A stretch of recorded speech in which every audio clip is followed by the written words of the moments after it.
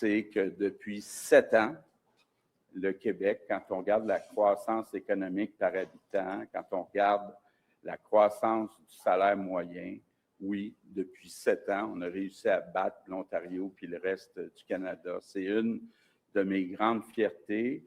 On a réussi aussi, grâce à nos baisses d'impôts, à battre la croissance du revenu disponible après impôt puis après inflation.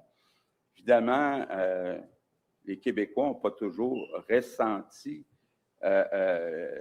cette croissance du revenu disponible parce que, comme partout dans le monde, on a vécu une période où il y a eu une forte augmentation du coût de la vie. Je pense entre autres au logement, je pense entre autres à l'épicerie, mais il reste que quand même, les faits sont têtus.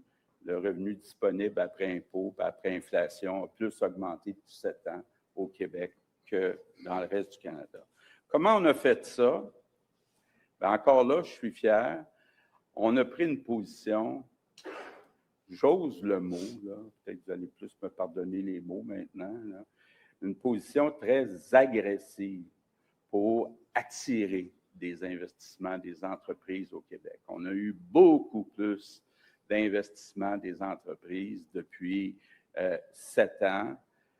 Évidemment, il y a eu quelques échecs, on en a beaucoup parlé, mais il y a eu surtout beaucoup de succès. Et c'est ce qui explique aussi nos bons résultats économiques.